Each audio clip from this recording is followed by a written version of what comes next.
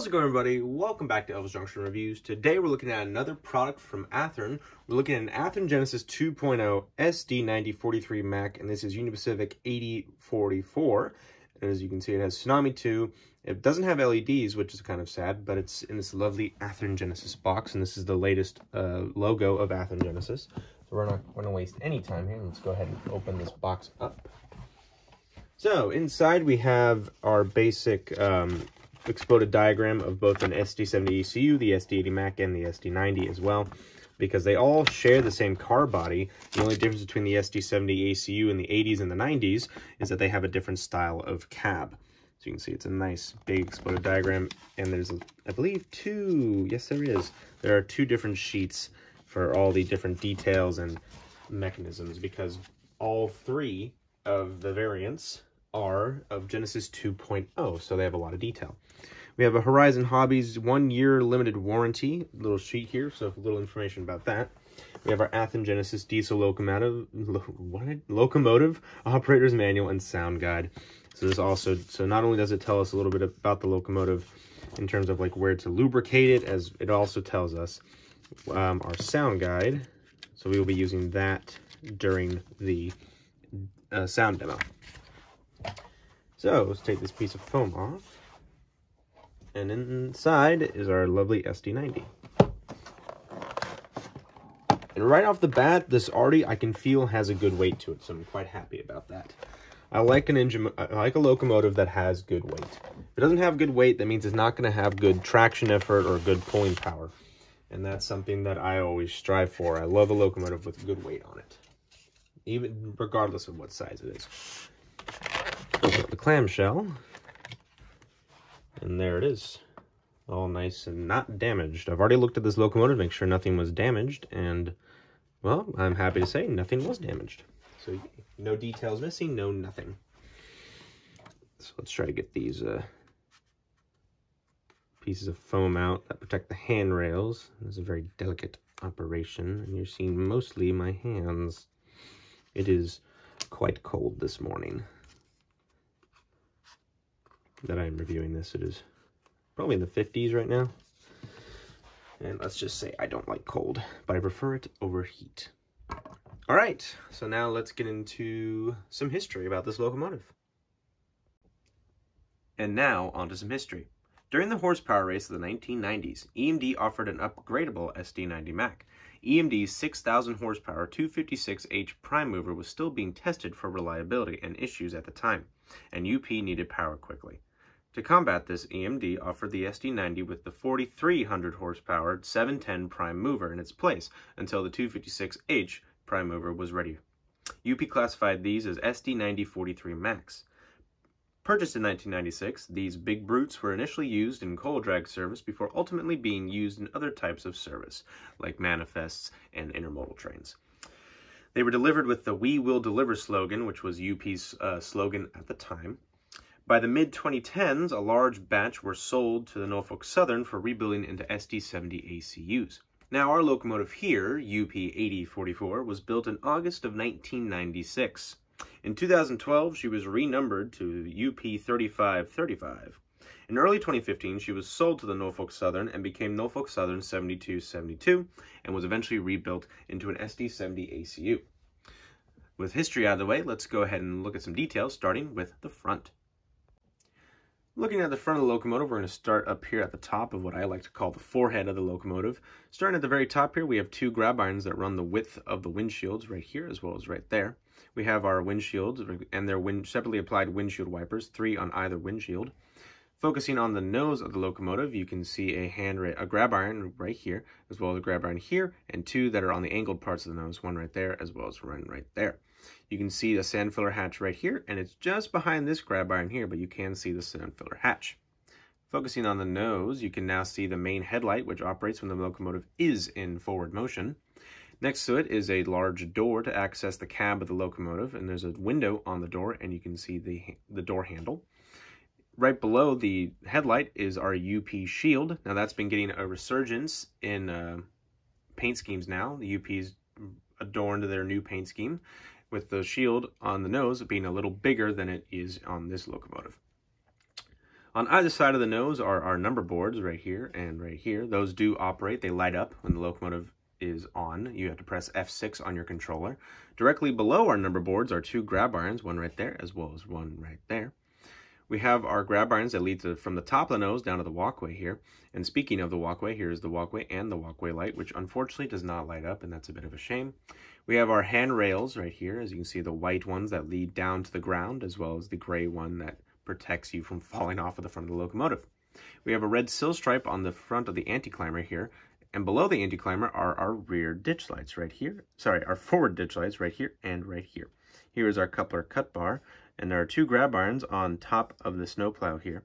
You can see the 3 MU cables that go through the snowplow's little holes here. 3 here as well as 3 here. There is our air brake hose, and here is our knuckle coupler. All right, so let's look at some rear detail. On the rear of the locomotive, starting here at the top, you can see a sand filler hatch right here next to a grab iron. We have our numbers 8044 on either side. We have our grab irons that lead from the top of the locomotive down to the walkway. We have our rear headlight, which operates when the locomotive is reversing. There's a little illegible safety plaque right here, as well as two grab irons, one right here and one right there. I don't see a walkway light on here, so take that as you will. But it looks like there's more of an electrical box right here. Here is our handrails selection, very nice indeed. Our red sill-striped anti-climber, our coupler cut bar right here, an MU socket. Then we have two more grab irons, one right here as well as one right here. Our MU cables, 3 right here as well as 3 here. We have our front knuckle and our end knuckle. Those are spare knuckles in case you break a knuckle while you're out on the road and you have to fix it quickly. Here's our air brake hose, and here is our knuckle. All right, so now let's look at some side detail. Looking at the conductor's side of the locomotive now, you can see the steps that lead up to the walkway here on the front of the locomotive. There's a little step light right here. Unfortunately, those do not turn on, which is a bit of a downside. There's an illegible safety plaque right here. A big F to indicate this is the front of the locomotive. And this, prior to 2004, all UP locomotives had a red sill stripe. Eventually, in the early 2000s, the FRA made it a mandatory rule that all sill stripes be reflective in light, so they could either be white or yellow. And UP chose to go with a brighter yellow than their UP yellow. Now, we have our lovely sunshade protecting the 4 side windows right here. We have our number 8044, some electrical boxes right here. Now, the truck detail is absolutely phenomenal on this locomotive. You can see all these little special all these little paint marks, as well as a red chain right here, which I believe is fake. Yes, it is. But you can also see the roller end caps. Those rotate when the locomotive is moving down the track, which is very cool indeed. You can see the ground light, and this locomotive does have ground lights. You will be able to see that when we're doing our sound demo here. We have another illegible safety plaque right here, and you can see the amazing truck. It's just phenomenal. You can see the sand hoses, and this one's kind of bent. Oh, no, it's not. That is correct. That's very interesting indeed. Moving along, you can see this very interesting walkway right here. This is, I believe, where most of the AC electrical components are. And you can actually see some grab irons that are right here, and they lead to the top of the locomotive. You'll be able to see this grab iron right here when we look at the roof. And you can see this silver grate, which is very nice indeed. Another illegible safety plaque here, as well as right down there. Another one, you can just see it right there, here, and here. Moving the locomotive along, you can see the massive fuel tank right here with its little details here and there. We have our large Union Pacific, as well as "We Will Deliver," the slogan right there. We have a Leslie RS3L horn right here. As we move the locomotive along some more, you can see a lift ring on the flared radiator section of the locomotive, which is very nice. You can see one of the jack pads. I forgot to mention the one that was up front earlier.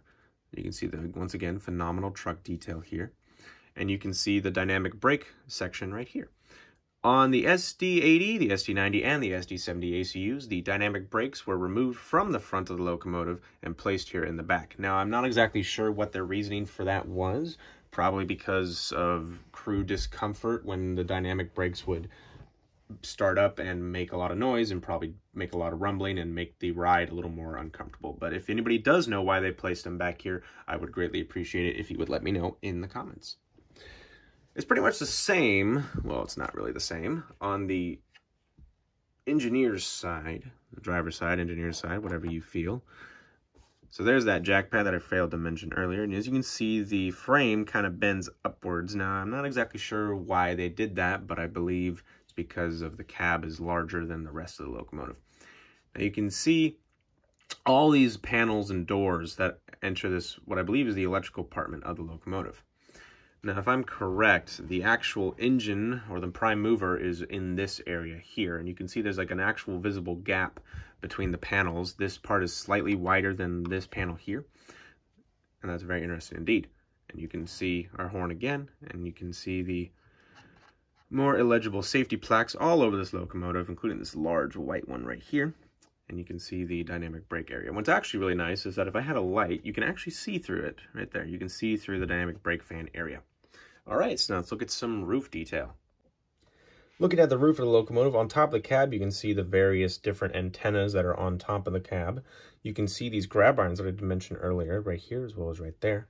As we move the locomotive along, you can see the exhaust port right here, as well as this little vent as well. Above the prime mover section, here's our Leslie RS3L horn, which is one of the special features of the locomotive. As we keep going along, you can see the flared radiator section, as well as the dynamic brakes. I believe, no, there are no fans in there, unfortunately. And you can see that sand filler hatch, as well as that grab iron that I mentioned earlier. And actually, if we take the locomotive back here a little bit, you can actually see, just barely, a couple of lift rings right here, as well as right here. And there were a couple of lift rings right here and back here as well.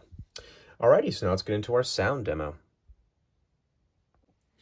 Alrighty, so we have the locomotive here up on the test track, and I'm going to apply power to the track. But however, when I do that, we're going to hear the startup sequence, but I'm also going to hit F7, which is a cab chatter sound effect, so you can hear it a lot better over the sound of the usually idling engine. You'll be able to hear a lot much clearer, essentially.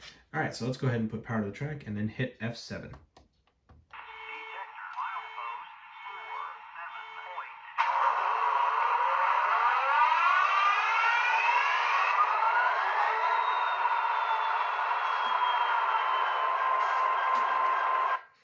All right, we're gonna do that one more time so you guys can hear maybe one more sound effect there.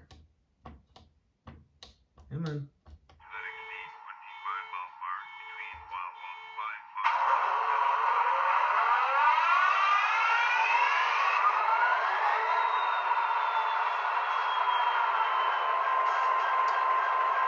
Alrighty, so now the locomotive is started up and it's idling. We're going to go ahead and turn on the main headlight, which is F0. You can see it is on there. F5 on a Tsunami 2 decoder is the ditch lights. There you go, you can see that they're on.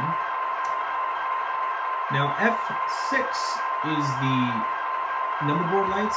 Unfortunately, you're not going to be able to see them because of the... well, actually... might be able to see them if I unplug the giant spotlight. Hold on a second.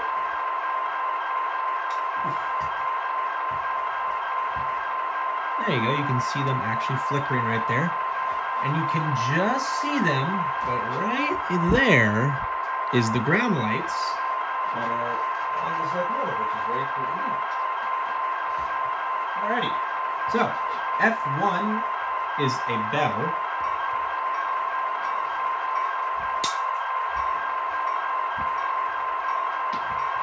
F2 is a longhorn.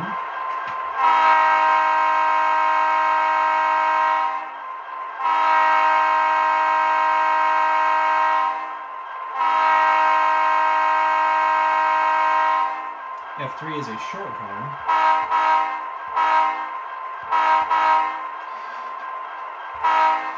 Now F4 is dynamic brakes or straight to idle, so we won't be able to hear that really because of the 3 feet of track that we have, but hopefully when I can get this thing on an actual layout, you'll be able to hear a lot more of the features and such.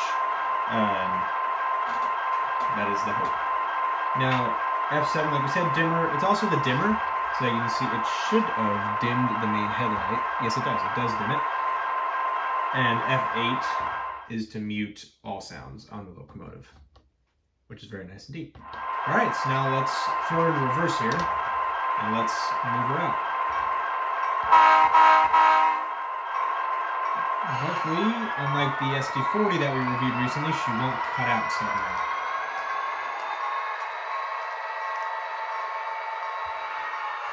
And it looks like that's what's going to happen.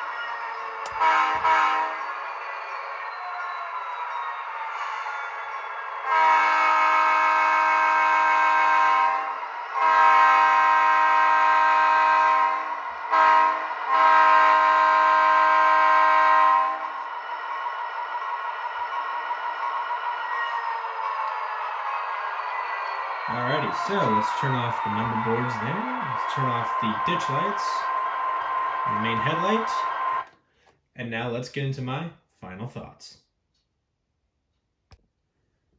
So overall, I think this is an absolutely fantastic locomotive. Not only does it have great detail and great sound, but it also has great weight, and that's important to me. I like a heavy locomotive because it makes it feel a lot more realistic.